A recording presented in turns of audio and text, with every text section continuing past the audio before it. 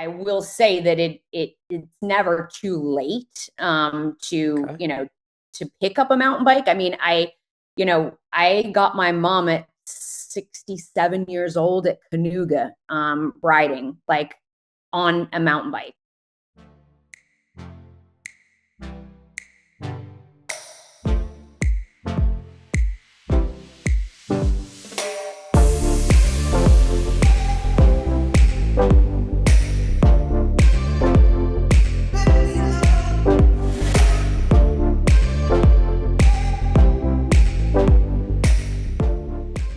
Good afternoon, everybody, and welcome to another episode of Hook, Line, and Shifter. I am officially back. I'm officially back from the Absa Cape Epic. What a whirlwind of an experience. I'm going to share all the details with you over the next, probably over the next 3 or 4 episodes. I don't want to cram it all into one week for you. On today's show, first and foremost, I want to break down the actual cost. What does it cost to go and do the Absa Cape Epic? I'm going to talk about the Prologue and Stage One. We got Prologue and then 7 days of racing, 8 days of racing, but it's Prologue and Stage One. Going to go into all the details about that. Pleased to have got Kelly Jones on the show. We have a great interview with Kelly Jones. Everything that has led her from childhood right up into her national title on e-bikes. Kelly Jones on the show. FLE round 3 at Markham Woods. Going to talk about the results with that. FLE round 4 in Hialeah. Unfortunately, I missed both of those because I was down south racing. And as always, I cannot do any of this without my fine sponsors. Orchist Technologies, leader in worldwide telecommunication. ESI Grips, U Cycling, MASH Mobile Vet. Say it again and again, MASH Mobile Vet. It's stressful taking your animal to the hospital. Let that hospital come directly to you. mashmobilevet.com. POC helmets, Envy wheels, Pirelli tires, and Absolute Black. On some of those select websites, please use that discount code HLS2026. Get yourself 20% off site-wide. I can only control my attitude and my performance. If I do these right, the outcome will produce an amazing experience that I can build from. An amazing experience that I can build from. Attitude is everything. Reason I brought this one up is because of the Absa Cape Epic. Attitude is everything. Every single morning when we woke up, the alarm clock went off at 4:50 in the morning, 5 o'clock in the dining hall, somewhere between 7:05 and 7:15, we were out racing every single day. In my tent, just to my right was Randy's, just to my left was Valentine, and then next to him was Leo. All 4 of our tents right in line. Every single morning, every one of us was beat up. Every single one of us was sore. Everybody was tired. Sleeping the first 3 nights, 1 hour. So we got the first 3 nights of sleeping. Night 4, finally figured out the routine, and I was blessed with 4 hours of sleep. It's the nature of the epic. But there was something significant. Every single morning when I woke up and I heard the zipper of the tent, walked out, crawled out, Partners were there, Randy, Valley, and Leo. Attitude was everything. Fired up. You guys ready to go? Let's go racing. What we did yesterday was not relevant to today, and what we have to do tomorrow is not relevant to what we were going to do today. Attitude was everything. Dining hall, great breakfast every day, hanging out with my friends. Back to the tent, getting dressed, over to the starting line, on the starting line, getting ready to go out and race. Randy, you fired up? You ready to go? Hell yeah. Let's go racing. Attitude is everything. Carry that with you in life. Positive thoughts are going to have your body react in positive ways. Negative thoughts going to have your body react in negative ways.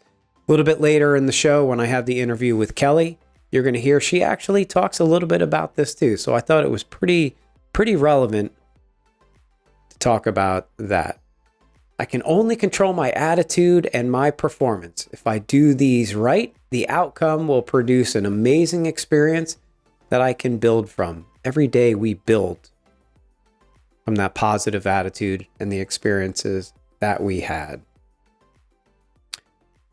So you're thinking, man, this Cape Epic sounds like a great idea. Bob, I think I want to do it. Let's get into the details of what it is if you are actually going to go out and do the Cape Epic. This year, keeping in mind, cost goes up every single year. This year, entry fee was $7,800. Going to get into the individual costs. My piece, $3,900 for the entry fee. A tent upgrade. They have upgraded tents. Stand-up tent with a cot, table, and power. I highly recommend that. It makes a big difference. $1,100 to get yourself an upgraded tent. Laundry service. You don't want to pack eight days of clothes. You also don't want to go over to the wash bays and start doing laundry every single day.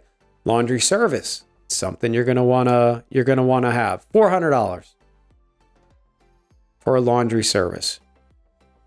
Us here in Miami, we have to get there. You got to get down to the race. $2,500 for the plane ticket. You can probably find something a little bit cheaper if you want to be a little bit more cramped. I didn't want to be as cramped, so I upgraded some of my seats. Just a little bit more legroom. $2,500. Got to get that bike to South Africa. $300 to get the bike to South Africa on the planes. Bike fees. 3 nights before the race, 1 night after the race. 4 nights of hotels. $1,200. $300 a night. 4 nights. $1,200. I split the room with Randy, so $600 for rooms. You got to eat.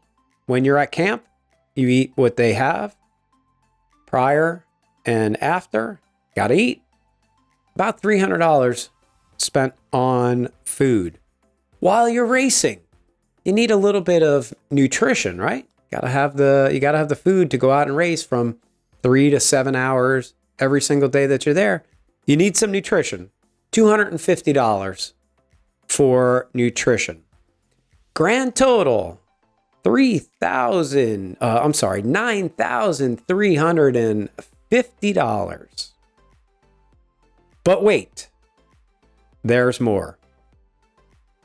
You're going to have spent all of this money to go down and race the Cape Epic. What's the first thing you're going to want to do? You're going to want to make sure that your bike is up to date. Generally speaking, that means a full drivetrain, chainring, chain, and cassette, fresh brake pads, front and rear, and fresh tires. Maybe even a good new set of grips. Barring nothing happens, that's kind of what you can get away with doing. Another $1,100, give or take a couple bucks. What does that mean? $10,450 to go do the Absa Cape Epic. Once again, there's more. If you don't want to do your own wrenching, you can hire a mechanic. You want to get massages every day? You can hire a masseuse. There's extras if you want to do it. I did it the least expensive way. No massage and no mechanics. $10,450 to go and race. Now, I was away from home for 13 days. 13 days away from home. I'm self-employed. 13 days. There's a cost behind that. Now, having said all that, I do recommend this event to people. But it's costly, and I'll tell you what, it is hard. It is hard. I spent decades getting myself in a position to be able to do this event. I spent the last year refining my training to be able to compete in this event. And you never know what's going to happen. In the show, we're going to talk about the Prologue and Stage One. Next week, I'm going to talk about Stage Two and Stage Three, the roller coaster of emotion and everything that goes along with this. So the Prologue. The Prologue is the first day of the event. When I talk about this event, one of the things I like to refer to is that planning in the event, fun as shit. Let's go out. Let's go to South Africa and race our bike for 465 miles and climb 51,000 feet. Book some flights, stay in a hotel, hang out with friends. Oh, this sounds like so much fun. Let's go and do it. See South Africa, beautiful place, great people. And then what happens? The day of the Prologue shows up. You roll into that start chute. Fancy. Hundreds of fans lining the course. Wow, this is really cool. Then you get the countdown. 10, 9. Oh shit. It's getting real. 4, 3, 2, 1. Guess what? You're off. You're off racing hard for day one or the Prologue and then 7 days after this. What did the Prologue throw at us this year?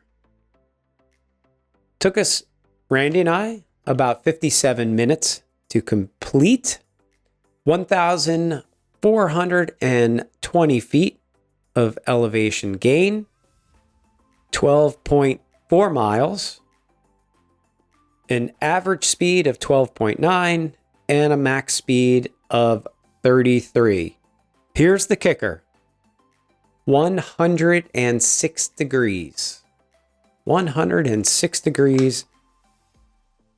Zero shade. Blazing sun. Hard? Yep. And guess what? That's just the first day. And by the way, it's the easiest day. It's the easiest day. We honestly had no issues.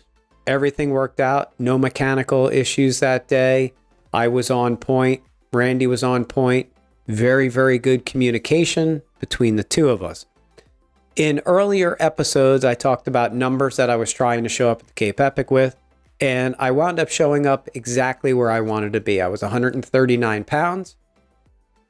Fitness, for you Training Peaks people, I had a fitness of 134 on the first day and a form of plus 35. Exactly where I wanted to be. Randy had some numbers that were a little bit lower than that, but we were ready to go. What happened on the day? We wound up finishing 8th place. There was 130 teams in our category. We wound up picking up P8. Perfectly fine for the first day. At that point, we left this village and we moved to the first camp. First camp was about 2 hours away. We fortunately had a driver that took us and the bikes 2 hours away. Went over to the first camp. Settled in, unpacked, didn't sleep a wink, went to bed, and then Monday morning, stage one. It all gets started from there.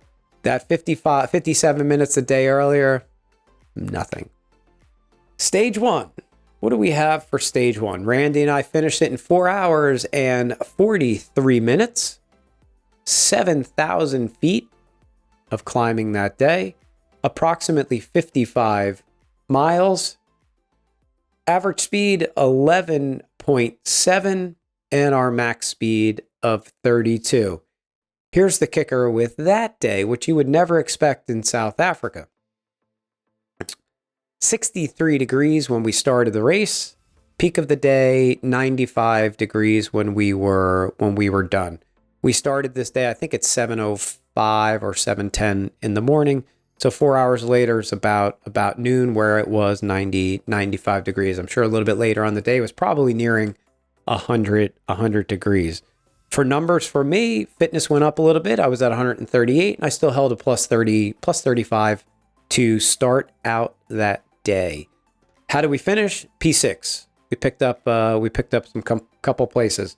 Nothing really eventful happened. A lot of hard switchback climbing, some really fun, fast flowing descents. But again, nothing absolutely crazy. No mechanicals, no crashes, just a good hard day of racing our bikes. This is only day one. Day one. We got 2 through 7. We got 2 through 7 to go. Next episode, I'm going to talk about stage 2 and stage 3. So as promised, every week, trying to have a new guest on the show. This week, very proud to have Kelly Jones. Kelly Jones, an amazing athlete, has been, Kelly and I have been friends since 2016 or so. Been on a couple of my race teams. Super, super talented young lady. So hope you enjoyed this interview with Kelly Jones. All right. And as promised, I have a new guest with us on Hook, Line, and Shifter this week. In 2017, this young lady strolled into my shop wanting to learn a whole lot about mountain biking. Since that day, she's become a 2-time national champion, a 2-time Florida State champion, an incredible ambassador to so many brands. We're going to hear about all of those. A true competitor in so many ways. She knows how to fight, that's for sure. One of the most talented women on a bike I've ever met. But most of all, an attitude and a smile seen around the pits that's infectious. Can't go wrong when you meet her. Brings me great pleasure to introduce Kelly Jones to Hook, Line, and Shifter. Kelly, welcome to the show. Hi, Bob. Thank you for having me. No, it's my pleasure to give everybody a chance to meet the one and only Kelly Jones. Kelly, tell everybody a little bit about yourself, a little bit about your background, and then your lead into mountain biking and cycling. The quick story, or just like a little bit of history? You can give me the long story. Let's do this. Let's do this right. Okay. Well, hi, I'm Kelly, better known on Instagram as Kelly Jones MTB. And I was actually born in England, not that you would know from my accent, unless I said tomato, vitamin, aluminium, something like that. And then okay, good one. Okay. Yep. So I was born in England, in a small town called Biddulph, which is the north middle of England, a little bit outside of Manchester. And I grew up to a regular family, I would say, mom, dad. I did grow up in a sporty household as far as my brother, who is 5 years older than me. Basically, when I was born, was already racing motocross. So he started racing, about that age, like about 4 or 5. So when I came along, we were already, going to the schoolboys meets, and, so that became part of my childhood growing up, which, I think is important to know, because I feel like it really led into where I am today, as far as just kind did of you being in ever that did you ever throw a environment. leg over a motocross bike? No, we had like a little pit bike, and I remember doing that. But I was, pretty young, and it's kind of funny when I got old enough to be like, ooh, this is actually fun. There's lots of boys, and you know what I mean? Like when I got to that age, that was like literally my brother stopped when he was 18. Like one day he just said, I'm done. And he was the number one in the UK, most of the time. Like he won most of his races in the schoolboys. So just as I got to like that age of being like, oh, this is great, he said, no, I'm done. Came home one day and was done. But growing up, I was normal school in the weekdays, and then every weekend, almost every weekend, we were at in the caravan at a meet somewhere all over the country in England. So spent the years growing up at motocross, and then I guess when maybe I was about 11-ish or so, or 12, my parents split up, and they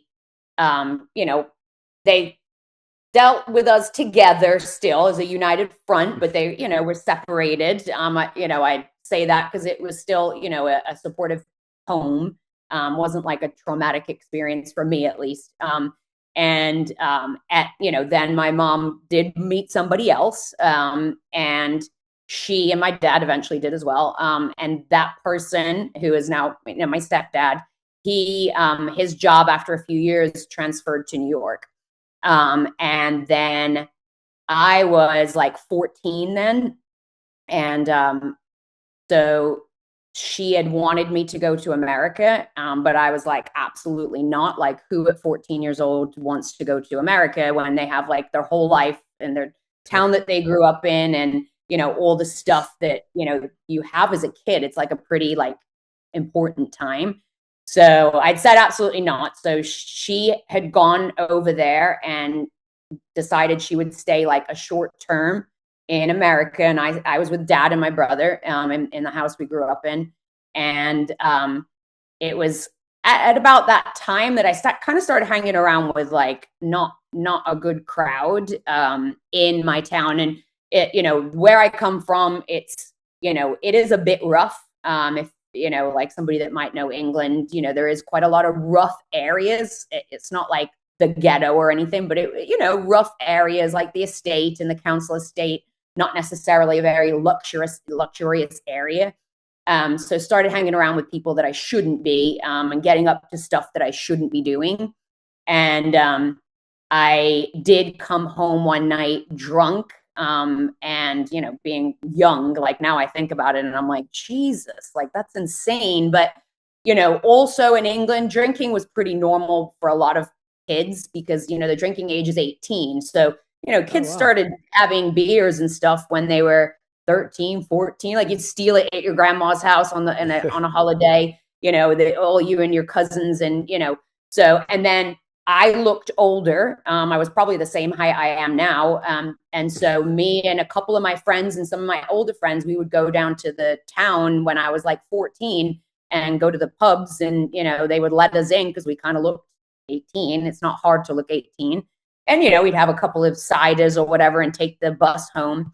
So anyway, I came home kind of drunk and threw up everywhere. And my mom was like, this, I don't like how this is going, type of thing. Your mom meaning your No, my real mom, who was in America, Oh, and okay. was hearing about this stuff going on. Because like the context to the story, dad was always like, my little girl, like didn't, oh, he rarely lost his temper. He wasn't the stern, person in the family my mom was. Like my mom looked at me and my brother Chris, and that was it. Like we knew, oh, we're in trouble. Like, you didn't cross mom, whereas dad was like the pushover. So I was kind of pushing dad over at the time, and mom wasn't around because she was in America. So just getting up to stuff that I shouldn't be. So she said, that's it. You're moving to America. And I was like, no, don't want to go. Ultimately, of course, I did. All the What kids. what did your dad think at that time when your mom said you're coming to America? I think he was relieved, to be honest. He was Oh, like, okay. I can't handle this child. This- And Okay. I'm sure, honestly, like I'll get to reasons later, but my memory isn't perfect. But like look in the past, I don't remember him being, my brother was staying there. I'm sure he wasn't like super happy about it, but I think also he was probably a bit overwhelmed with me, because I was always a very feisty personality, like from being very little. Like, my mom and dad would tell me stories of things that I did as a kid. And, like I was very stubborn. And, if I wanted to do something, I would figure out a way to do it. I wasn't naughty, but like, I was hard headed, I guess. Is the Did word. your dad was your dad with another woman while you were in England or no? No, not at that time. He didn't meet Okay. somebody until quite a few years later. So he Who, he was he was trying to play the dad, the mom, to keep his daughter in line, but not piss her off so bad, and your mom yes, saying, "Pack your yeah, shit and get out," or "Come yeah, over and here." right, and my mom was like, "That's it." I mean, I think she was willing to give it a try to start because I'd put up such a fuss about going, but then ultimately said, "You don't have a choice. You're not, behaving. You're coming to America." So, um, Did 7 days she before. like how did you make the did she come and get you, or did your brother take you, or did she just buy you No, a ticket and say get your ass on a plane? my auntie Polly was, they all coordinated. So my mom has two Uh, sisters, my auntie Risha, auntie Polly.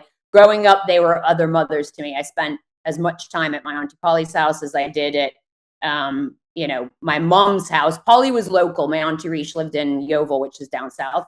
But I was at Polly's house all the time. So like my two cousins, Mike and Rich, are like my brothers. So like it was normal. So my auntie Polly was like, I'm bringing you over. So, they essentially got me on a plane and, I packed my little suitcase and my little box with, my rubbish and, all your belongings. yeah, all my belongings. And And this was was sent 14 or you were 15 at this point? 7 days before I turned 15. Okay. So just a week before my birthday. So we landed in America and then we drove for what seemed like 700 hours because I'd never driven that long in my life from JFK to upstate New York in Woodstock. And then we arrived at this little rinky dink town and all these wooden buildings. And I'm like, I am in a movie. This is so weird. And I got to America. So that's kind of, that part of the story. And then I had my birthday and I hated it in America and I thought it was terrible and I hated everybody and my life was the worst thing ever in the world. And then I found people at school that, actually were cool. And, it was kind of nice being like the English girl because, I had this really thick accent and, it was unusual for the town. It wasn't very, like there wasn't a ton of different, types of population there. It was a small town, Boyceville, like this little tiny town. So So anyway, 15 would have been, you would have came here and went straight to high school, or you would have been finishing junior high? well, I actually went to 11th grade, which is Oh, unusual, for 15 but and 11th. That's yeah, I still, okay. because in England you graduate when you're 16. So my Oh, education, like they got like transcripts, and my education level was like 11th grade. So I went into 11th grade. So I still graduated when I was 16, which was nice for me because I can't imagine staying till I was 18. wow. I don't know. Okay. Um, so I did 11th and 12th grade in high school here, and hence why I have such an American accent, which people ask me all the time. But like, if you imagine as a kid coming to a country where you do speak the same language, but your accent is so thick that your classmates and your teachers constantly say, "Excuse me, Right. what?" Okay. All over. And then some of the kids would say, like, "Oh, what language do they speak in England?" And I'm like, "Are you out of your mind? Like, it's English." Are But you I had such serious? a thick accent that they couldn't understand. So then I had the kids teach me American. So they'd be Okay. like, "Yo, what's up?" And I'd be like, "Hi, what?" Like so stiff, couldn't do it. Okay. But very quickly, I had a good American accent, like very quickly. Okay. Um, All right. so So then I after did graduation, where do we go? Then we went to Killington for a year because by that point I was a snowboarder. So in England, I was sporty. Like I was the captain of the netball team. So netball is a sport similar to basketball, but only girls play it. And you have positions on the court and you can't move with the ball and there's no backdrop on the board, to be a very quick example. Okay. So I was the captain of the netball team for like 4 years. And then I was the captain of the rounders team, which is kind of like baseball, but usually girls play it. And then I played field hockey. I don't think I was the captain though. So I was like sporty. But no cycling anywhere as of yet. So you're Look, snowboarding in Killington and you still haven't ridden a bike. No, still haven't ridden a bike. Okay. I had a bike when I was a kid, but just like any other kid had a bike. Like, it wasn't like I was out on my bike all the time. Like I remember riding it. I remember crashing on it multiple times, but nothing. It wasn't like, oh, I was a kid that rode my bike all the time. Like I just rode it sometimes. Okay. So never ridden a bike. And was a snowboarder because when I'd moved to New York, I found that and I loved it. So moved to Killington, lived there for a year, but did crash like in the January and broke vertebrae. So then I was in like traction for like 3 months. So I only got to snowboard really the first part of the season. And then it was like the second week of January when I crashed. And then I snowboarded the very end of the season, like the end of April, like, slush ski type stuff. So I really kind of. What is it that you did that you broke your back? What were you attempting, I should say?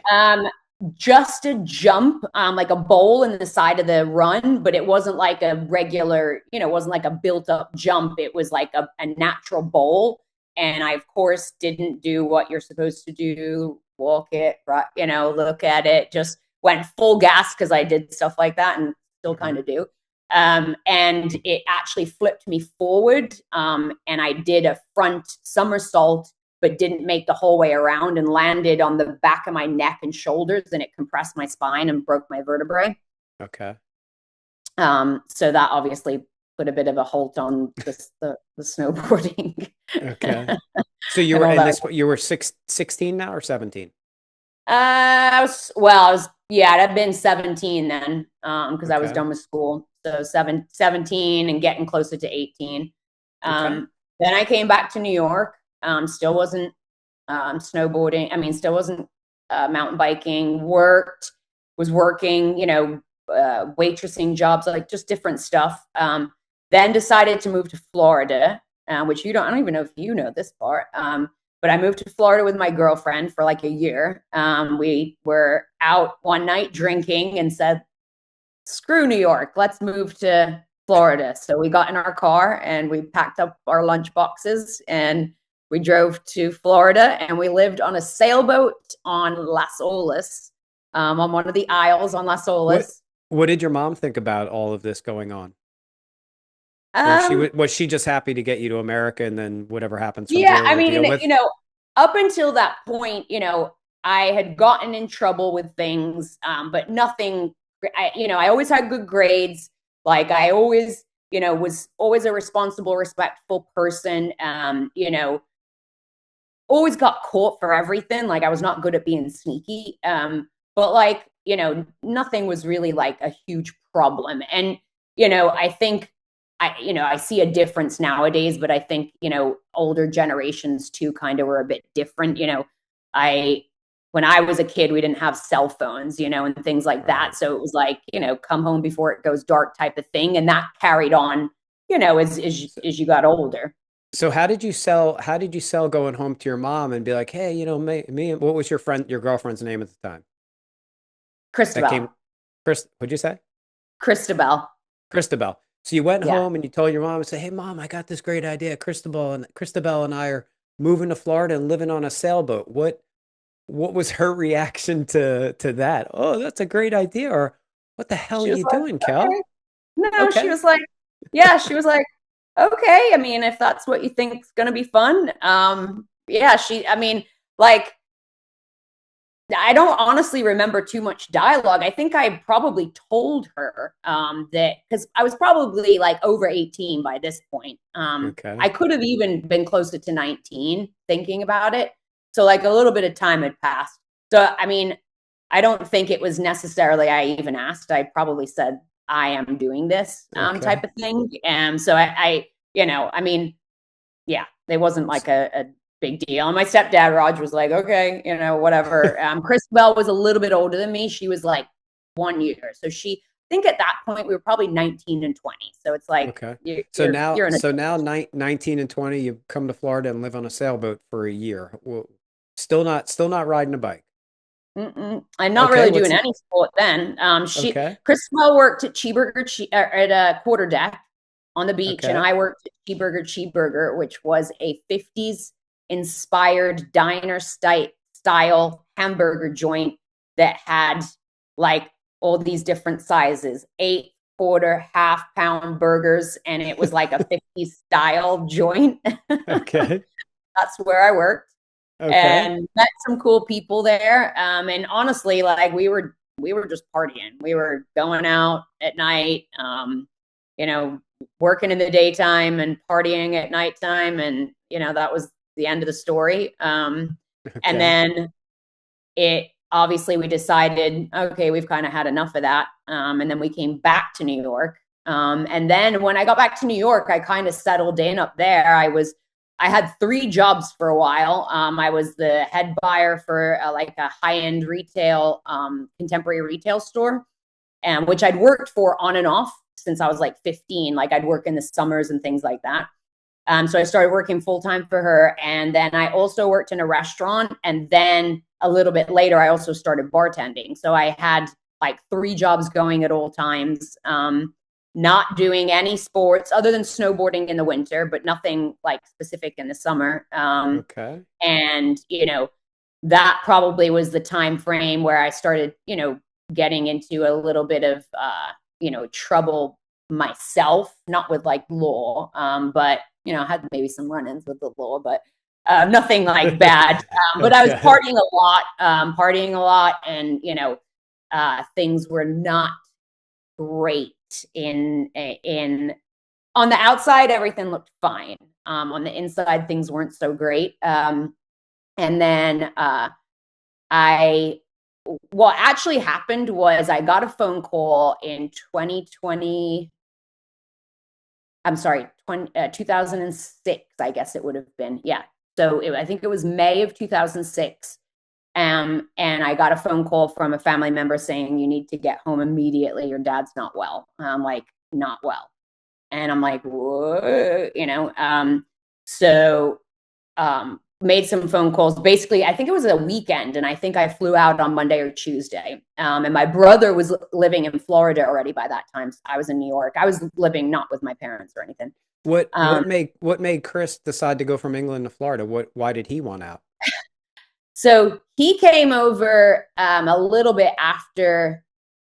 He was probably maybe like 22. So maybe by the time I was like 18, he came over. But like, if you think about a perspective and you're getting pictures from your sister that's in the sunshine and, all All these right. things and boats and, it's America, right? And then he's in like our little town called Biddulph, which is, there's not much going on there. And, everybody goes to the pub on the weekends and at the nighttime, and that's what they do. They go to work, they go to the pub, and they have kids, and that's it. There Okay. has been some cool stuff to come out of our town. Like the owner of Berg Tech is from Biddulph. He was Oh, younger than okay. me, but like really, there's not too much going on in our town. It's beautiful. There's beautiful areas. I actually, like, one thing I didn't mention was I was a horse rider when I was little, so that's what I did sport wise. Like I had a Oh, horse okay. from I worked at the stables and I worked for free to be able to ride the horses. And I lived and breathed at the stables, like horses. I had all these books learning all the different parts of, like, I was like obsessed with horses. So that's what I did there. And I still love horses, but So Chris, um, so you're a little bit of an inspiration that got Chris here to Florida. yeah, So he was like, I'm coming to. you flew back to England, and what happened with your dad, or what was going on? So he had pancreatic cancer. He'd been having stomach Oh. issues from about the January. So this was like May now.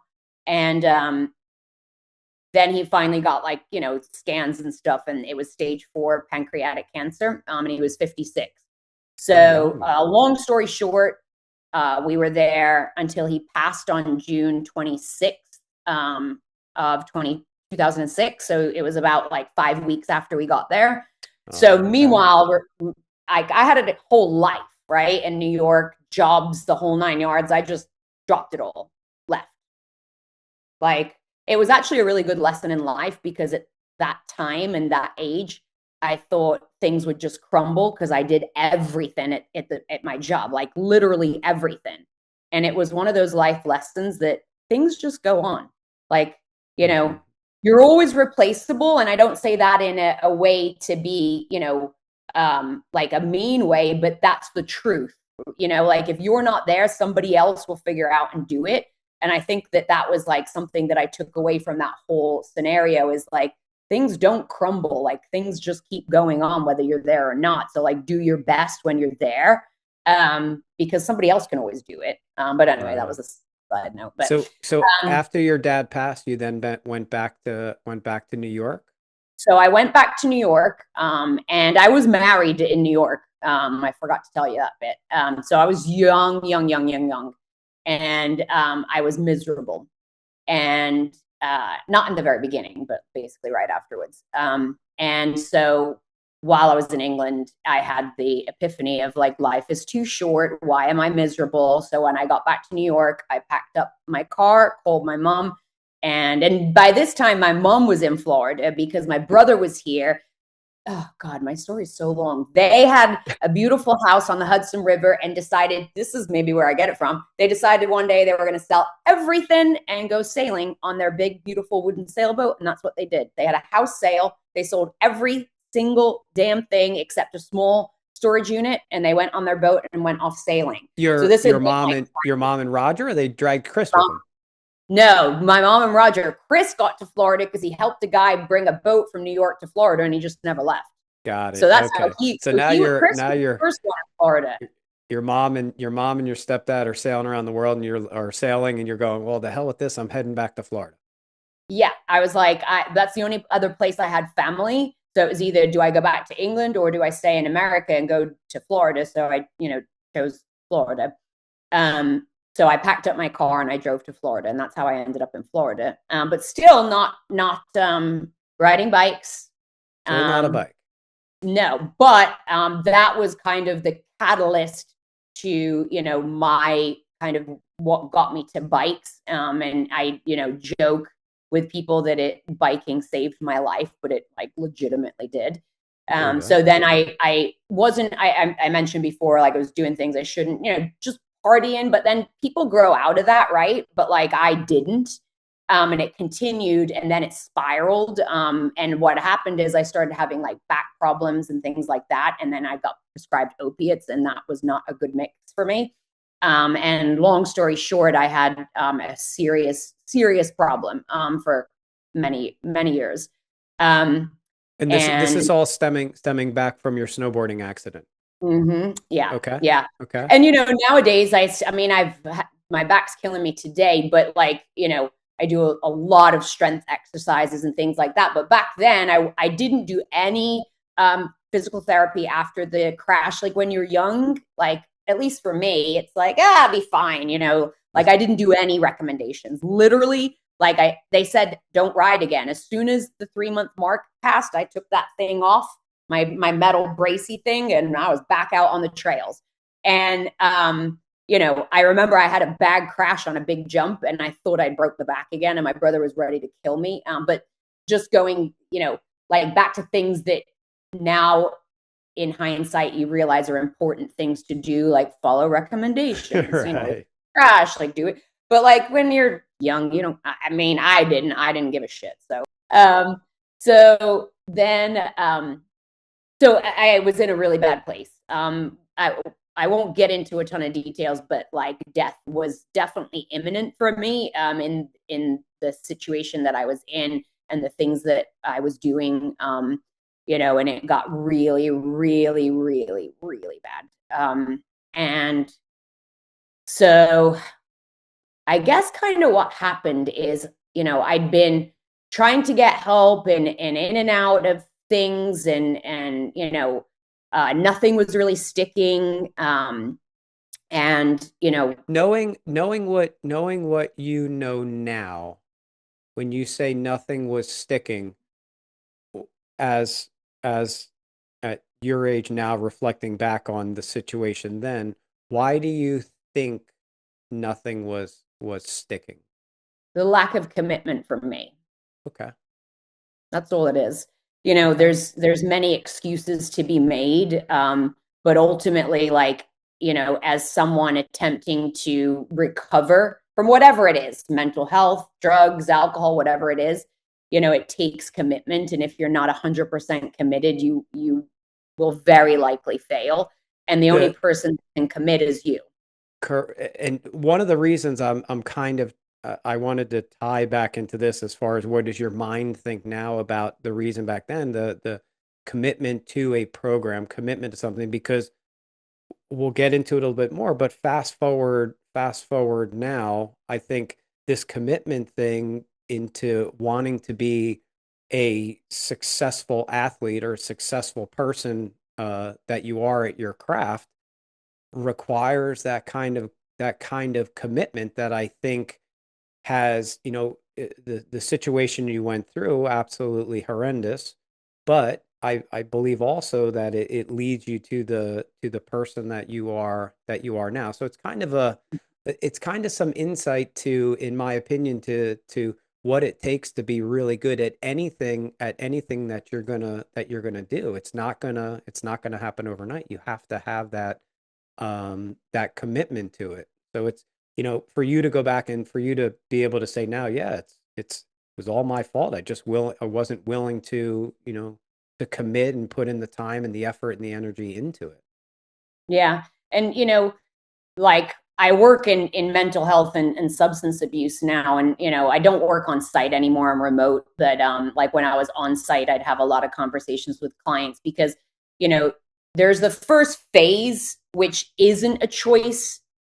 You commit to going to get help. But the first phase, if you're physically addicted to something, there's a process to get past that stage, because like your body rejects, not having, whatever that substance is, whether it's, a drug or even alcohol. I mean, alcohol is very, very dangerous. So you can die more from withdrawing from alcohol than you can from withdrawing from like heroin or something. So the that there's the first part of the stage, but when you get past that, it really is dependent upon your desire to remain well and your commitment to that recovery process and putting that first, above everything else. And correct me if I'm wrong, I think your stepdad Roger had something to do with this, but what was the final turning point for you, where it was, I I need to change? Take us through that. I was in a I was actually on the west coast of Florida, and trying to get my head straight. And I'd been up for a few days, and I had this overwhelming thought and knowledge. I guess it wasn't a thought, a knowledge. Like, I knew it was going to happen, that I was 100% going to die, and I was going to die alone, and no one would know. And I knew this, like, I knew for sure this was going to happen like any moment. And I was going to be alone, and I didn't know when somebody would find me. And I all of a sudden realized that I didn't want to die. I really didn't want to die. And I think that I thought that in the past. But I truly, in that moment, didn't want to die. And I called my brother, and I was crying my eyes out and sobbing down the phone that I didn't want to die. And he got in his car and he drove and came and got me. And that was the Wow. turning point. Sorry, I'm getting Good. choked up thinking about That's it. okay. Good. Good for you, um, Joe. and And then how old were you at this point? um, 30, 33. Okay. Okay.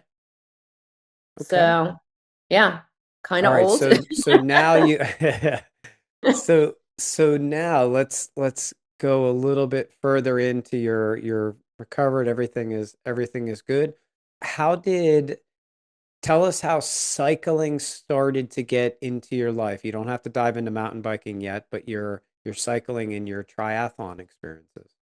So Roger was doing triathlons. That's my stepdad. And he was loving it. Now, Roger has always done, he was mountain biking in the 80s when they were basically gravel bikes, right? Hmm.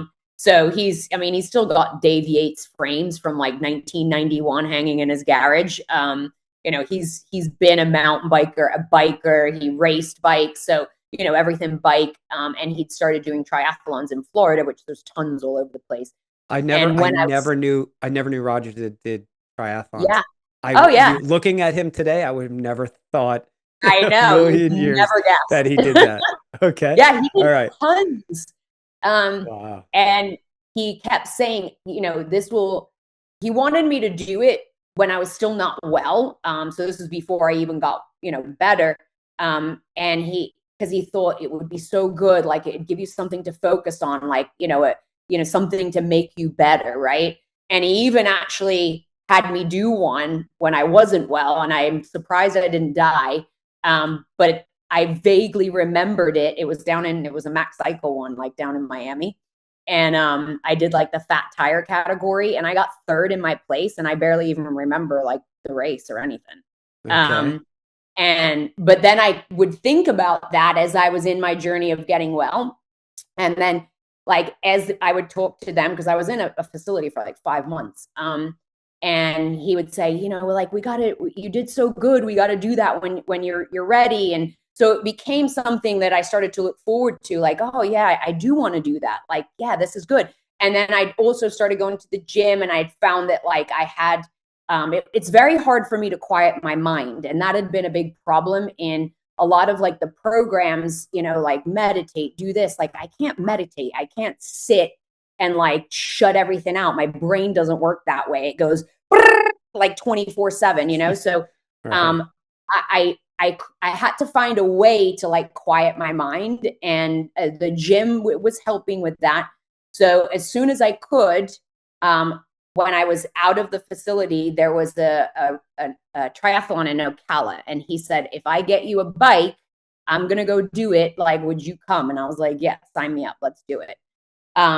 So we did, and I got, I think, second in my age group, and it was on like an old like felt, like Rogers felt frame bike, probably too big for me. Yeah, or Um, everything didn't fit. yeah, nothing fit, and Okay.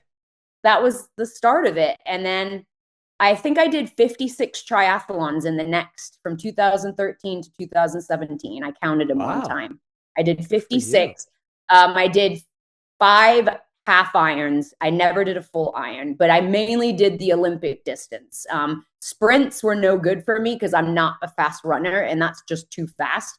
So I was pretty good at the intermediate distance, like the Olympic. And then I did, quite a few halves. I even qualified to represent Team USA as in age group when I raced the Miami Zoo one. I forget the name of it, but I placed there well enough to be, got the invitation. I didn't go. It was in like it was overseas somewhere. But then as I, so I was getting good at this and like upgrading my bikes. And like I went from having like this, road bike that didn't fit me to having like this specialized transition or specially custom, because now at this point, think my family thought, okay, I'm going to die. And now I'm like racing these triathlons and doing pretty good. So they're like supporting me, Roger's fixing bikes for me, and my brother's painting bikes for me, and like just hooking me up. Hmm. So then they both started, my brother and Roger, like, oh, you're really good. I'm a great swimmer, always have been. My mom tells everybody I could swim before I could walk, and that's not a joke. I could swim in a Okay. pool before I could actually walk. So I was always good at the swim, and then the bike I would just pass everybody, and then everybody would pass me on the run because I suck at running. And so then they kept saying, oh, you're really good at biking, you should mountain bike. And I'm like, I don't have time for that. Like I'm a triathlete type of thing. So then I guess now we kind of get into the time frame that I met you. And I don't remember, I guess I met Tom first. But I was, remember, I don't know, well, you wouldn't remember, but so my first ever person that supported me was Alex from Alex Bicycles, because Okay. that was Roger's bike shop. And that was where I went to get my bike stuff. And Alex was always super nice. And so I went in one day with like this little resume thing that I'd made with my triathlon results. And I said, would you be able to meet with me for 5 minutes? And then I presented myself and I said, would you consider, supporting me with these triathlons? And like, I was so nervous, like I was literally going to die. And he was like, sure. Yeah, I'd love to. And I was like the happiest person ever. So then like I was racing in Alex kits. And then like if you got podium, you would get a percentage of like a store credit. And then I saved that up until I could get a new bike. And I got my first felt AR something, I forget what it was, first road bike, which was carbon and, very fancy. And I was really excited. But anyway, so I was going to Alex's and I think somehow I met Tom from Stradale. And then those guys were saying like, oh, you got a mountain bike, you got a mountain bike. And I'm like, I don't want to. And then Still fighting the mountain bike thing. Yeah, still fighting it. And then Roger convinced me to do this race called the Fakawi. It's really easy. You'll have a blast. Yeah, you and 1,000 other people.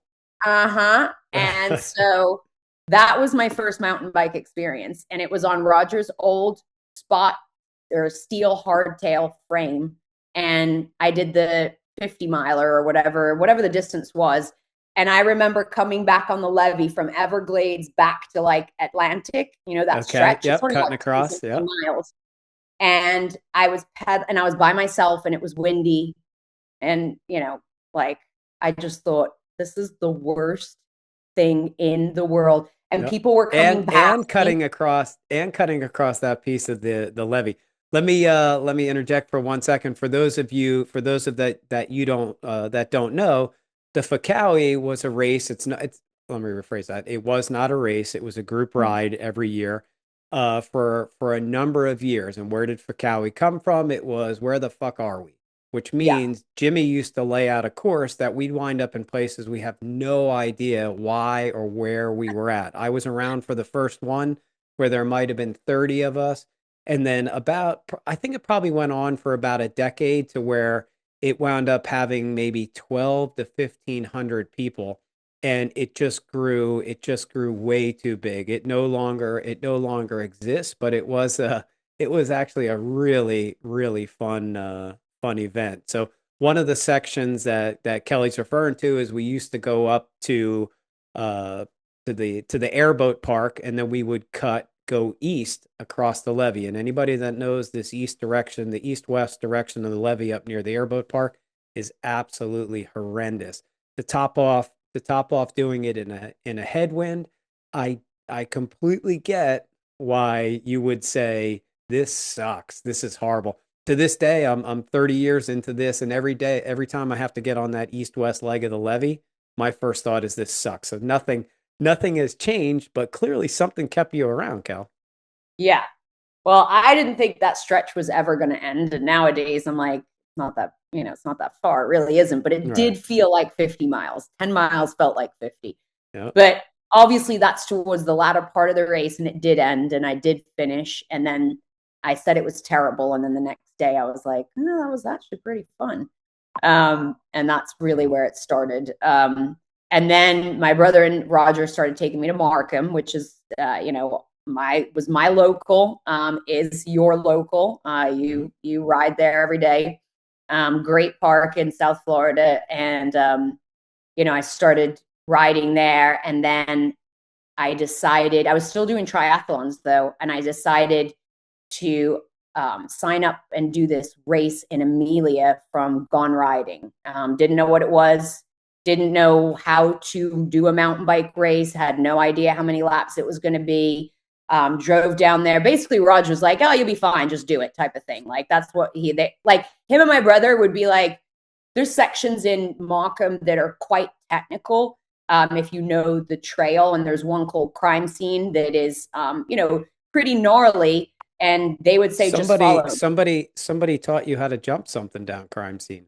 I think so, yeah. Yeah, maybe, That might have been you. maybe. Didn't I make you go first? And then I was like, okay, I Yep, can do it. yep, exactly. Yep. Those gaps, man, I tell I you, they're know. just, Listen, you sailed well, there over it wasn't, without a problem. right? When we started, there was no gap. Now there is. But anyway, I just would follow. I said, okay, I just would follow. Um, so I went down to Amelia and did this race, and I honestly think I crashed like 30 times.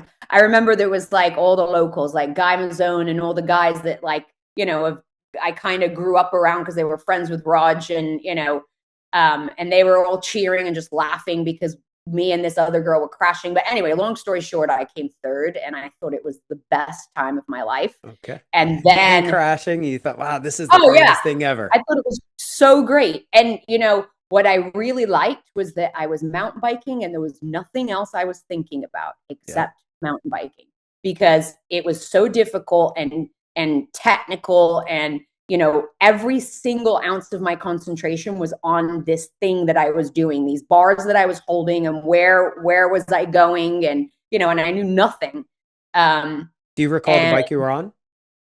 Rogers won I think the company's called One. It Yeah. was a Yep. It was yeah, a it was hardtail. a hardtail, Yep. medium, pretty big for me. Not forgiving in the trails at all. And I think I rode one of the right after that. I think like that January, right after I did one of the Markham longer races, and I did it on that hardtail, and I thought I was going to die. Like it was terrible. But you came Um, back. Came but I back came again. back. hmm And Okay. then that's So probably right at the time when I met Stradali. Yeah, and Tom. okay, when you wandered in that shop that day, and then hmm from there you've never looked back. What was the thought process to kind of fade yourself away from triathlons and really diving wholeheartedly into mountain biking? And you and I have been on teams together for years, so you've clearly surrounded yourself with a lot of talented athletes that maybe help gear you one in this direction also. But what made you finally take the jump to mountain biking? I just loved it so much. I literally, because, when I came into that workshop where you were and you had been with Team Stradali, and I came in to ask if you guys would consider having me on the team. Um, that like at that time I still had the triathlon bike. I was still doing triathlons, but I just couldn't I couldn't explain how much I loved being on the mountain bike. I couldn't explain like the feeling that I got on the mountain bike. Like I just got such a thrill from it. And there wasn't that on the triathlon side. It's just like go straight, go fast, put your head Right. down. And Sounds it's, so boring to me. yeah, it did get pretty boring. And then of course, like then you introduce mountain biking, which is the complete opposite of boring. And and on top of it, I was, really getting sick of running. I hate running. Like I just do not like running. And I did it for so long because I really enjoyed like this, sport and doing something and doing pretty good. And I wanted to push, but I really wasn't a very good runner and I never have been. And, I just like my back was hurting from running, my knees were hurting. And, it was like that was another part of it. I just didn't want to run anymore. But I just loved mountain biking so much. And then, of course, when you guys said that you would have me on the team, then, that's really what the catalyst was, But which kicked was, it all off yeah. for you. And I think this was when we were talking earlier, I said this was 2017. 2017, based on the racing categories, we have base, sport, expert, and pro. Kelly said to me, base, and I said, no, we're going right into sport. So she wound up winning. Kelly wound up winning sport in 2017, competing in the full Florida State Championship Series. 2018 moved up to the women expert category, wound up finishing second that year. And then in 2019, finished the top of the top step for the Florida State Championship Series in the women expert. Since then, Kelly hasn't been back into that winning circle or chasing the entire series, and has evolved a little bit, in my opinion, or not a little bit, a lot of it in over into the e mountain bike series. And I said two-time national champion. Congrats to you, Kelly. But I do believe, if I'm not mistaken, the first national championship was the inaugural year of the e mountain bike category for women. So you held the national title for the first year that it was brought in. What was the evolution over to e-bikes, and then what was it like winning that national championship? Well, I mean, e-bikes happened by accident. I was at a race at Hales Trails with regular, XC race. And I don't remember what I placed in that race, and I forget which particular race it was. Maybe it was like, I think it was Florida Cup. Didn't we have a Florida Cup Yeah, there? we had a Florida Cup at Gainesville, correct. Yeah, I think it was the Florida Cup. And I came second behind Amy. I got 2 punctures. And but I did finish that race, I remember, but I think that's what happened at least. Anyway, when we were there was Gear Bicycle Sales, which is a company that's based in Pennsylvania, but they had opened a store in Florida, I think, pretty at that time frame.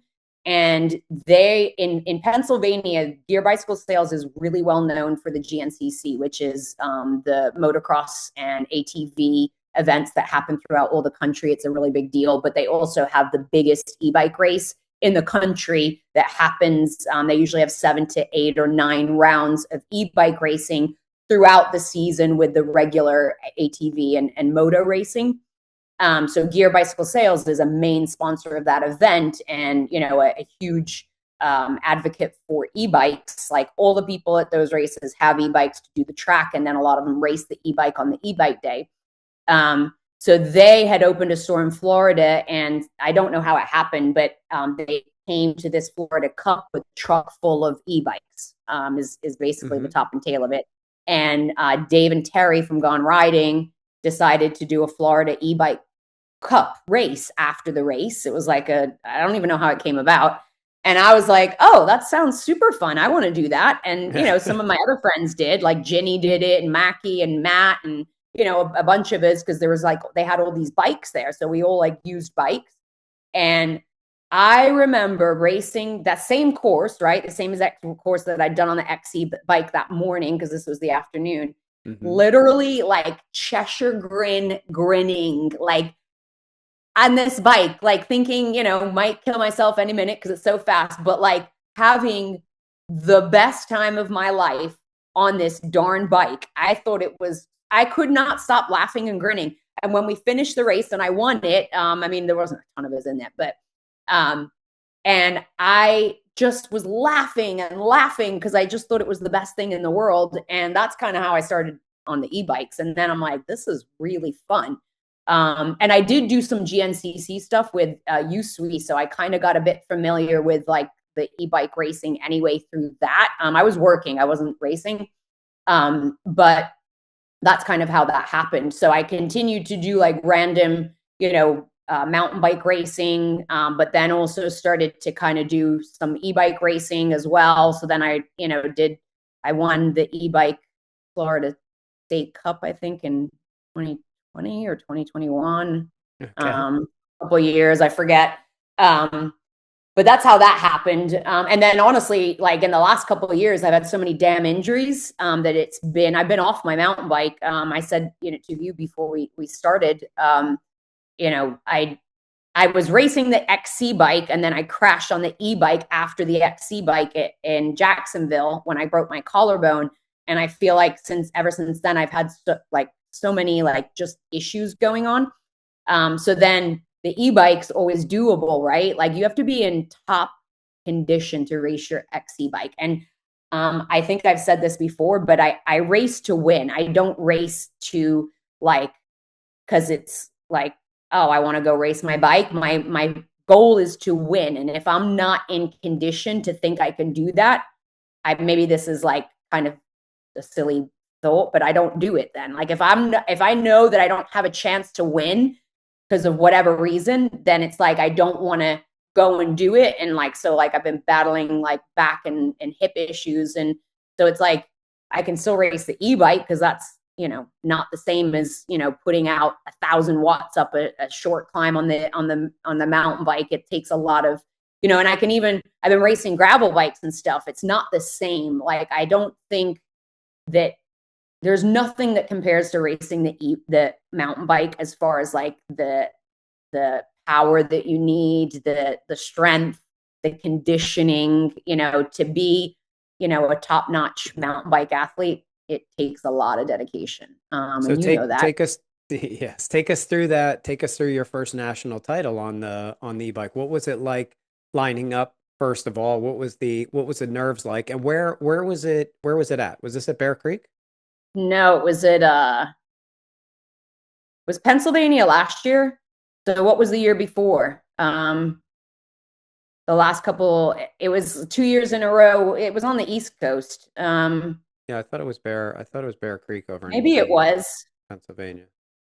But okay, It so go could ahead. have So take been. us through what it was like lining up there, and then when you say, I want to clarify. I want to clarify something. Make sure you're on the same page with me. The fact when you said you don't have the ability to win, it's a self-inflicted feeling that you haven't had the training there. It's not a God. The competition is so tough. I don't think I should go. I should go racing. We gotta make sure there's a difference between those two because I believe in what you're saying that you know what, if I don't feel like I can win because I haven't been training, I don't know what's going on. Sure, I understand that.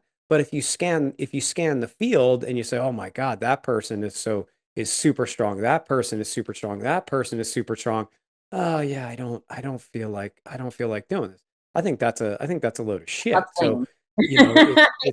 there's two different categories to I didn't want to go I don't feel as though I can go racing.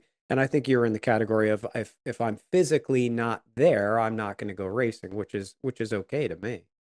Yeah, I mean, and that's it. It's like if my body physically can't commit to what's needed. Um, you know, I've said this to other people. Some of my best races, I did not win. The the It's always a race with yourself. Where you end up is, you know, the outcome, but like it's not really the goal. The goal is like, did I, you know, not have much time in between the first lap and the fourth lap? Like, was I consistent through my laps? Did I give it 100%? Hmm. Like, did I handle all of like the technical obstacles well? Like that is when I win. Like that's a win to me. And Yeah. sometimes I might come dead last, you know? So yes, to clarify that, I mean, when my body is not physically capable of what I know it can do, I don't want to put myself because it's very disappointing to me. You know, and again, it doesn't matter. Like I could feel like crap and go and win a race because no one's there. Is that a win? Not Right. really. No. Like, you know, it's always against me. So I need to feel like I'm physically capable to give it what I know I can. And I just haven't been in that place for mountain bikes in the last couple of years. So when you lined up on that day to get that the women e-mountain bike title, national title, did you did you scan the field and say, "Oh, I think I might be able to do this," or did everything just click for you after they said go? And at what point did reality set in where you're like, "Oh shit, I might actually be able to win this." And then what was that emotion like? So take us through that day. I was very nervous. I never think I've got this. Like I've never been on a start of a race line and thought, oh, I'm going to win. I'm always like, you know, anything can happen. Even if I think that I might be one of the stronger riders, like, you know, there's so many variables that come into racing, you know, flat, whatever, mechanicals, anything. So I'm always extremely nervous and I kind of manage that nervousness by talking and rambling. And I think the other person that does that I know in South Florida is Jen Moose. And whenever I race with her, we literally are the only two people talking on the race line.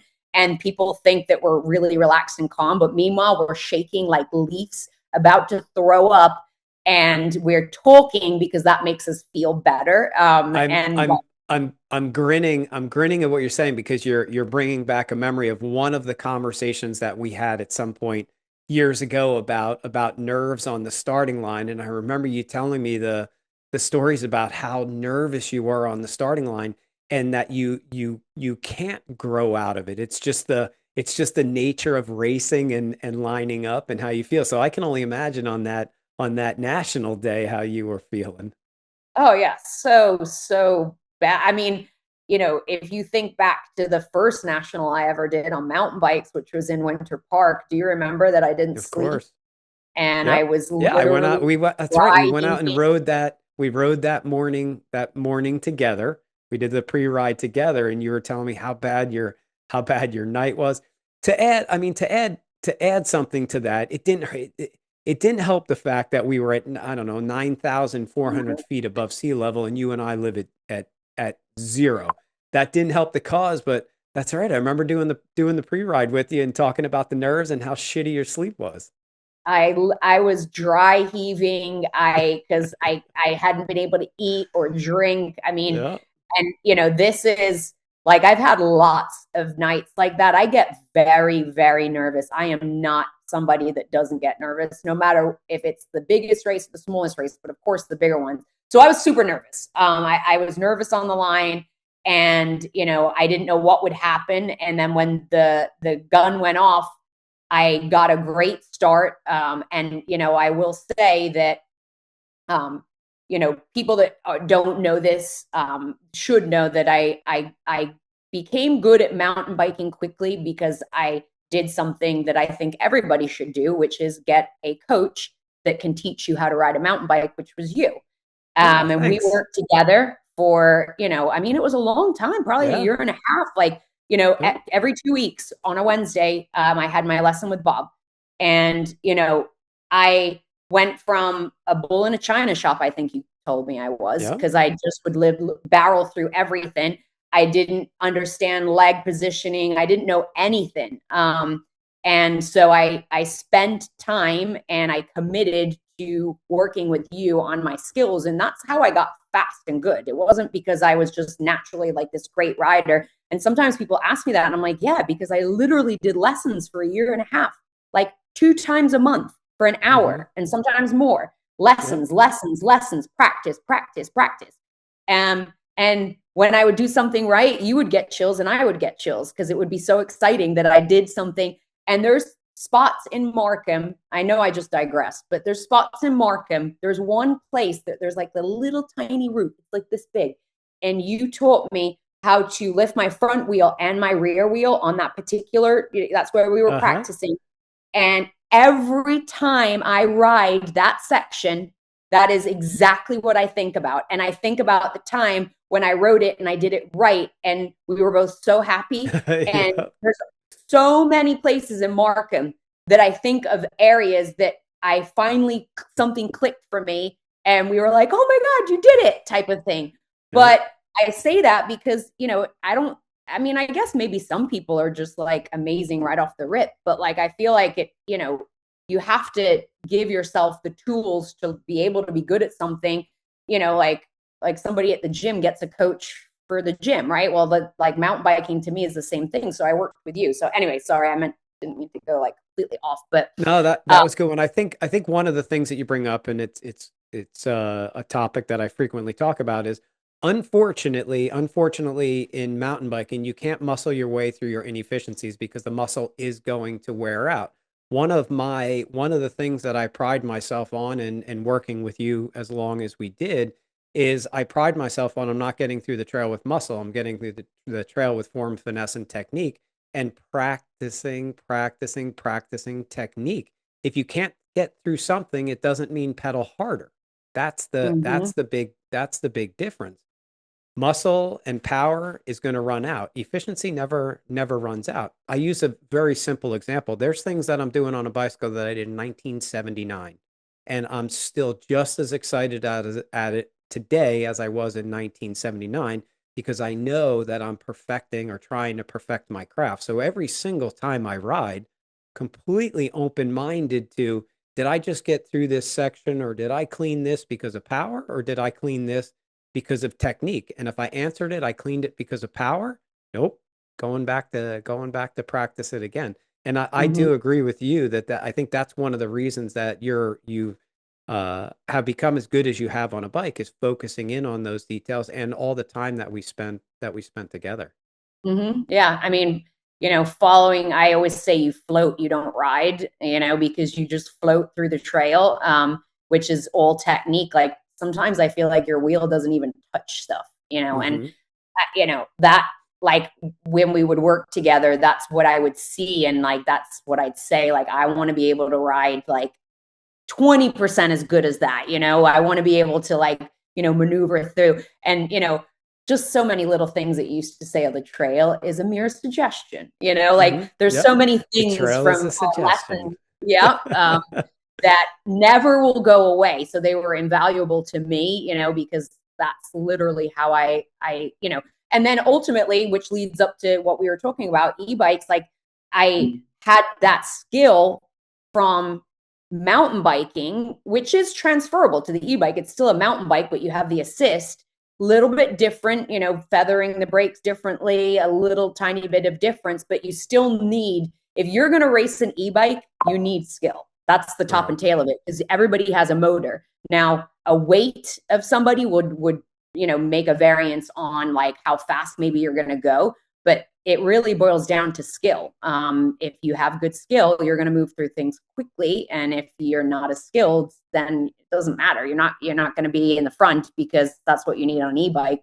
So I think, I was nervous and I took off, and I did get the whole shot. And then the first corner was a grass, and I wiped out and went down, and then I was at the very back.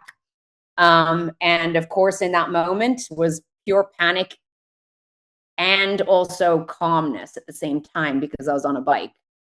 So like it's weird when before you start a race.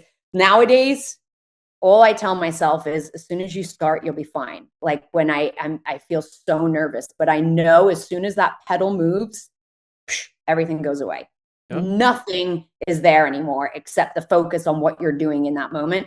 So then I had to pass the entire field, and which I did. And then I was with one other girl in the front, and then it was like on lap 2. And then, as happens with e-bikes, something happened with the battery and it disconnected and my bike shut off. And I literally thought I was gonna. Okay. Ah! And so I panicked, and then I shut it off, and then I shut it back on again, and luckily it took off, and it worked. And then I managed to stay with her, and then did pass her, I think, as we came through again. I think it was like 5 laps. And then I started to get a little bit of a lead. But it wasn't until the very last lap in the last quarter of a mile that I was like, okay, I've got this.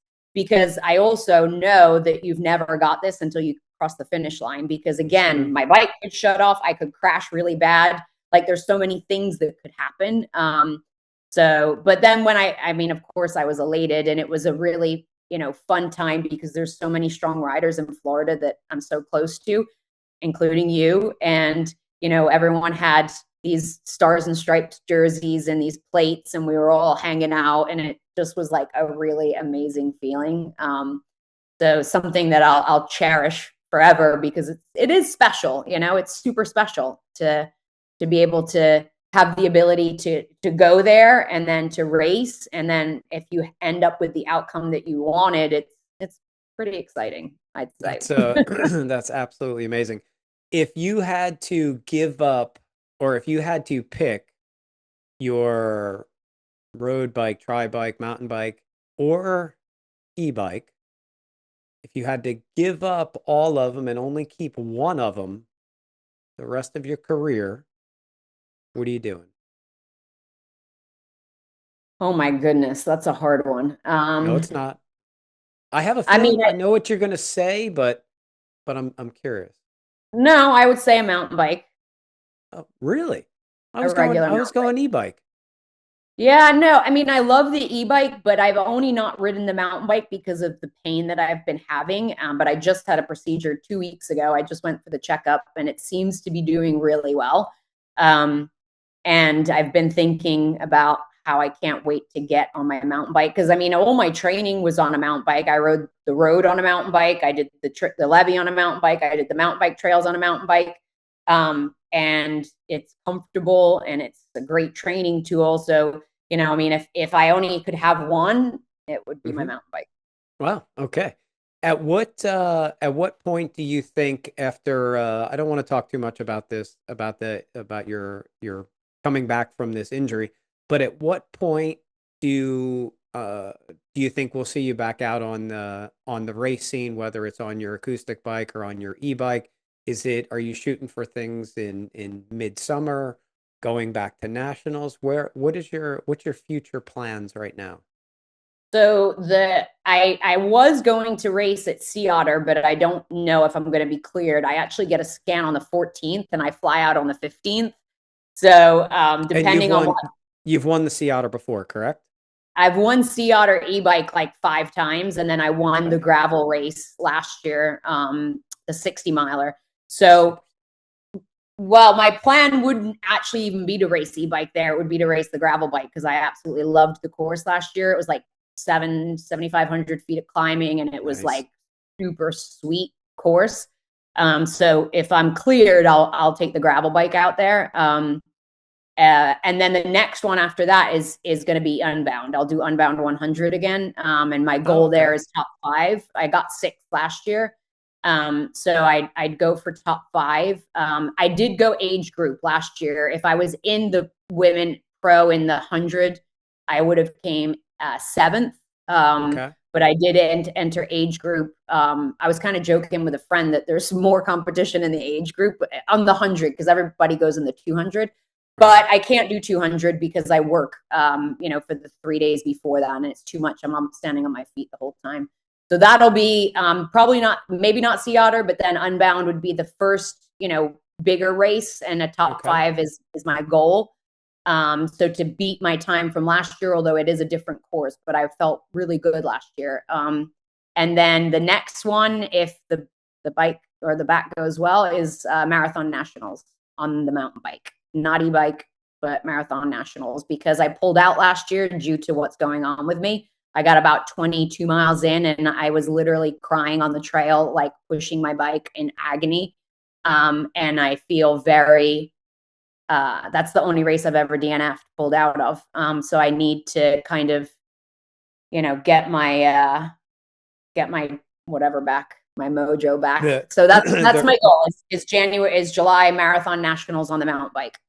the reason I'm grinning is because you know what happened to me last year with Marathon Nationals, where Mm-hmm.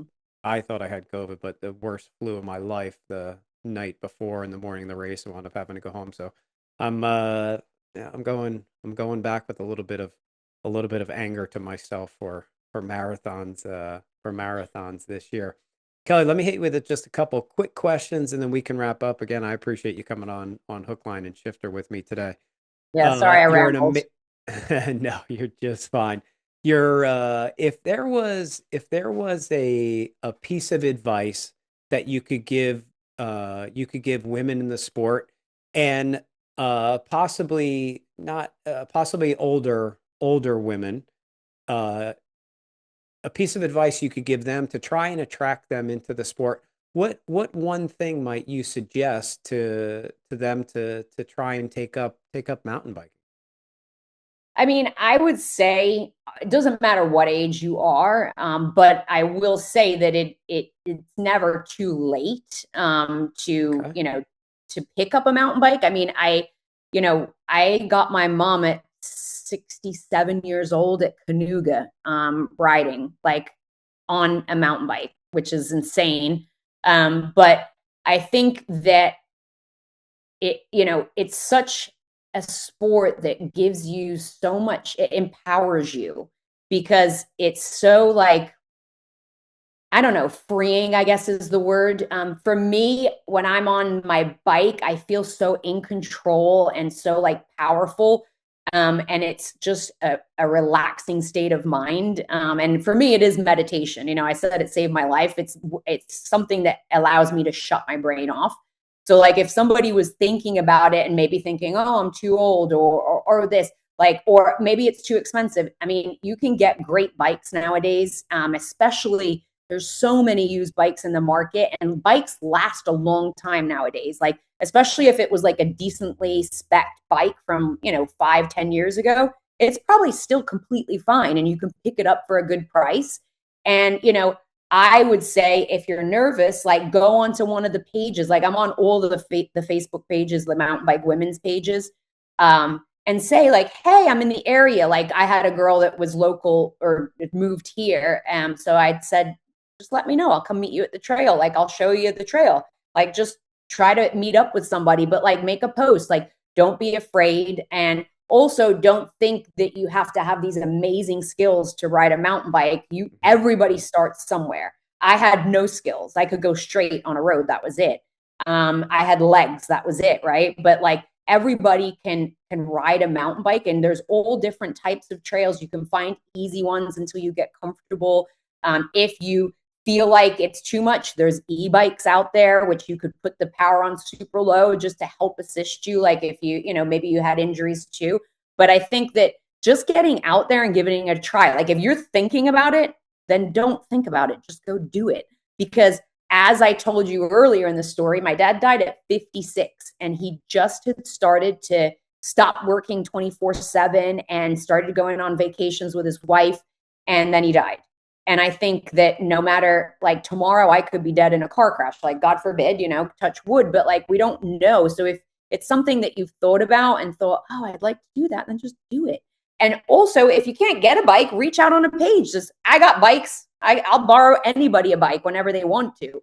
But I think it's just about the community, and it really is a warm and welcoming place. And I will tell you, coming from the triathlon community, and not to say anything bad about that community, but I did one race at Gone Riding, and the next one I went to, the owners of that company, Dave and Terry, who I'm very good friends with now, remembered my name, and half of the people racing said, oh, hey, Kelly, you're back. I did probably 50 something I did triathlons, and a lot of them were the same company in Florida, and nobody ever knew me. I was just another rider. But the mountain bike community is like, they are welcoming, they are warm, they are loving, and it's just the best feeling. And I find that the women is there, this support and community groups that are available in the mountain bike community, they're huge and they're really great. And there's tons of women out there that are always riding, and really all different types of levels. So I think just give it a whirl is what I'd say. That's what a great piece of advice. And I couldn't agree with you more about the mountain bike community. Yeah, you have the occasional assholes that are out there, but for the most part, we're all covered in dirt, playing in dirt, riding our Mhm. bikes in dirt, having a good time. And then one thing you said about when you do mountain bike, everything else goes away because you only have to focus in on mountain biking. So it is kind of an escape. I mentioned earlier in the introduction that you're a brand ambassador to so many different brands and do a phenomenal job with it. Tell us about some of your sponsors that help you do what you do. Well, I've been obviously I was with Stradale first, and then I actually moved over to BMC bikes in 2019, and I'm still riding BMC bikes. Hmm. And that's been a super huge blessing. I love all their bikes, and I just every time I get a new one, I'm just thrilled. So I've had a long relationship there. The same with Pirelli tires since 2019. Also, Coup sunglasses and cast helmets since 2019. So I've managed, by the grace of the universe, to really have like some long-term relationships. Kogel Bearings is another one. I think I started with them in about 2019 as well. and then Sally Italia Saddles, which is a little bit newer for me. And they've been absolutely fantastic. And I'm actually like, their saddles are the best saddles I've ever used in my life. Like, and I know, like, you think, oh, she's just saying that because, you know, but I'm dead serious. Like, their saddles are for everybody's different. Everybody's butt is different, right? So it's like I mean, I think that is like there's a lot of options out there, but when you find one that works, like stick with it. And that's how I feel about Sally Italia saddles. So I've been super blessed there. And then I started working with you, Sweet, back in like 2017 because you let me try your Outlander Pro Pack. I don't know if you remember this, but I did a race at Markham and I had on one of Roger's, I don't know what it was, Camelback, Osprey, I don't know, one of the big ones. And one of the big bulky ones that just bounce yeah. around. Okay. And I told you, I don't know if you remember this, I said, I am never doing a long race again because I cannot wear that god awful pack. And you said, no, you need to try one of these. And you showed me the Outlander Pro. Yep. And so I got one. And then I started posting about how great it was because I was like blown away. And that was 2017. And then in 2019, I started like helping them on some events. And now I work, you know, on the side with them as the sales and marketing manager in North America. So that kind of turned into something like completely different, which was pretty incredible. So I do juggle a couple of jobs at the moment, but so yeah, I think, who else do I think those are my main ones. If I'm forgetting somebody, I'm sure I am. And then I'll be like, oh my God, I can't believe I forgot that. But yeah, that's okay. And then if any of the fans want to follow you, what is the best way to follow you?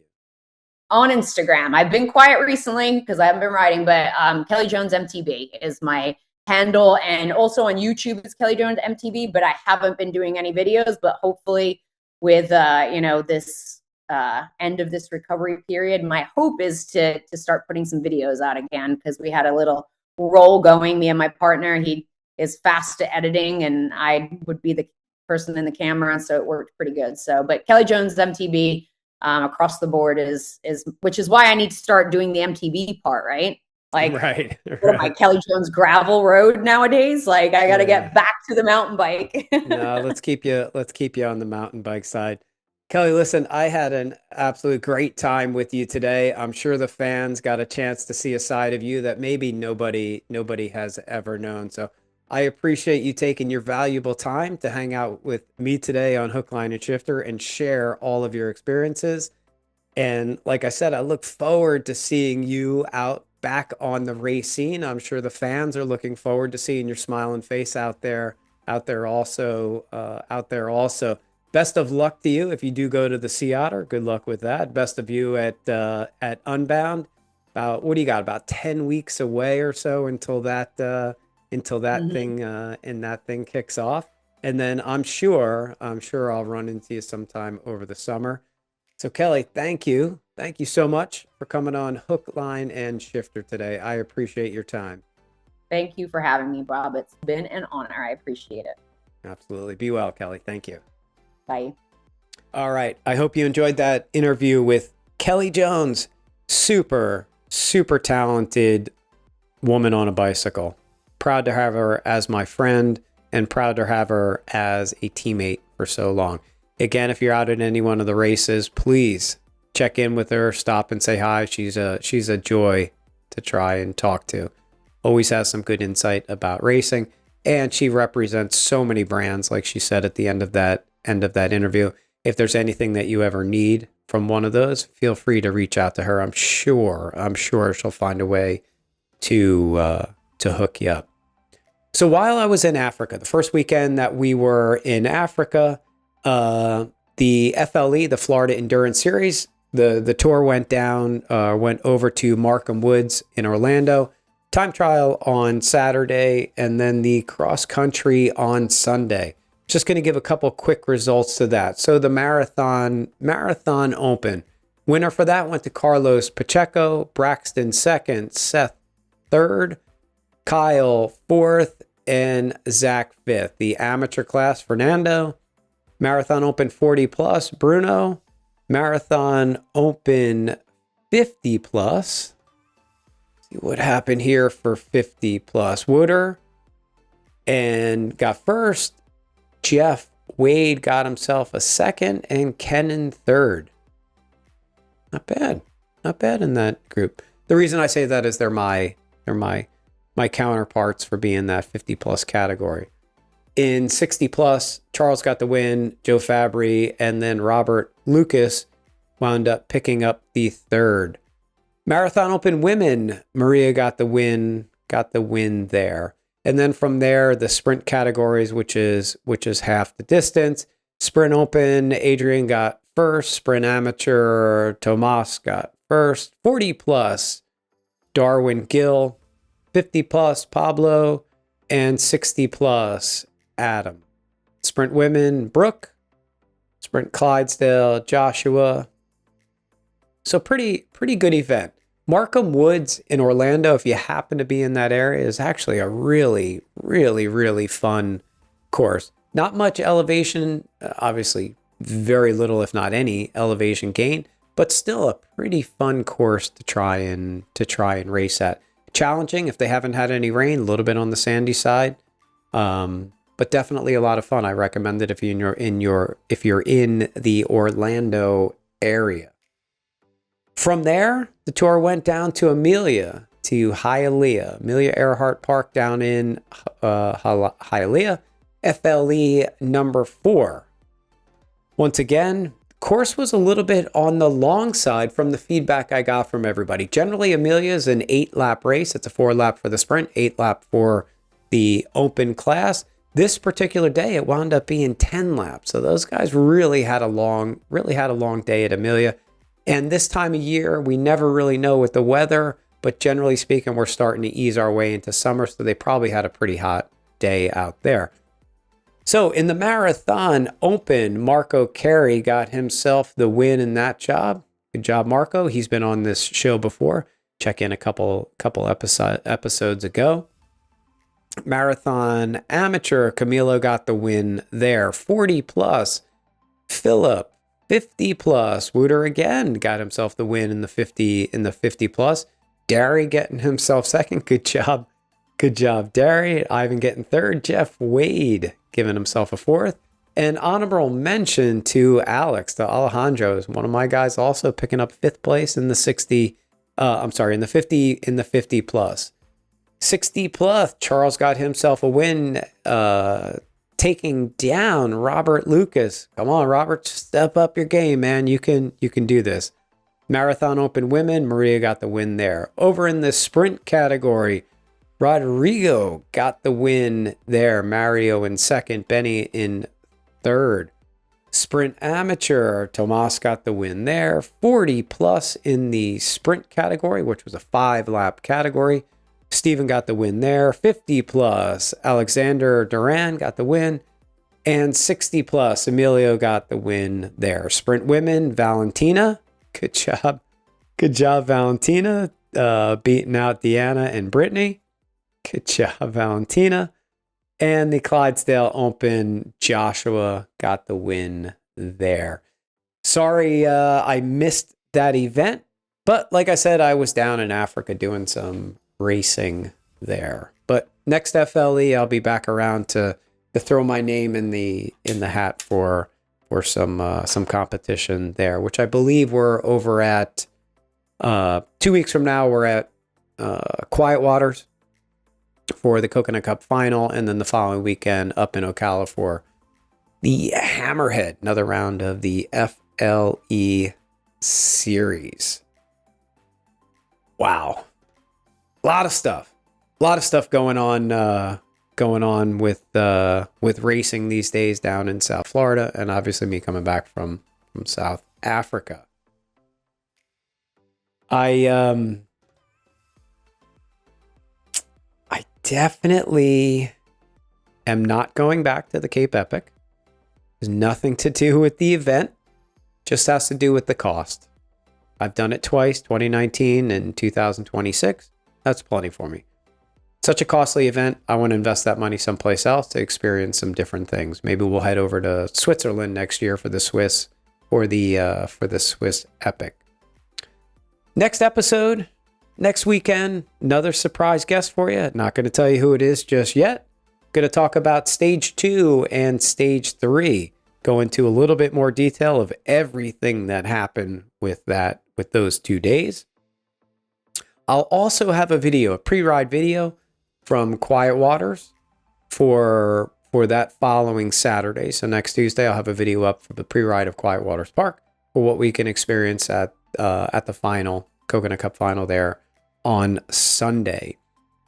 And as always, again, thank you for supporting my sponsors, Orchist Technologies, ESI Grips, U Cycling, MASH, Mobile Vet, POC Helmets, NV Wheels, Pirelli Tires, and Absolute Black. Once again, don't forget about that discount code HLS 2026. Go get yourself 20% off site-wide at some of those select websites.